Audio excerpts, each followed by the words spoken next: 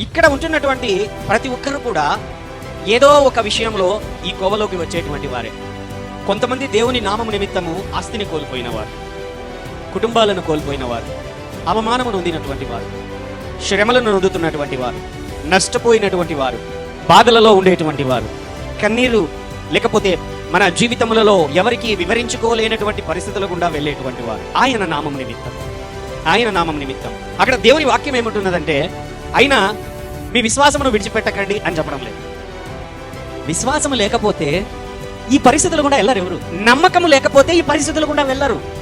నమ్మకం ఉంటేనే ఆ పరిస్థితి గుండా, ఆ అవమానము గుండా, ఆ నష్టము గుండా. యేసయ్య మీద నమ్మకము, విశ్వాసం అనేది లేకపోతే ఈ కష్టము, ఈ నష్టము, ఈ అవమానము, ఈ ఖైదు, ఈ ఆస్తి కోల్పోవడం అనే కాన్సెప్టే లేదు కదా ఇక్కడ. అందుకనే చాలా చక్కగా పౌలు రాయించున్నటువంటి మాట ఏంటంటే, ఎబ్రిల్కి రాసిన పత్రికలో, మీ ధైర్యమును విడిచిపెట్టండి.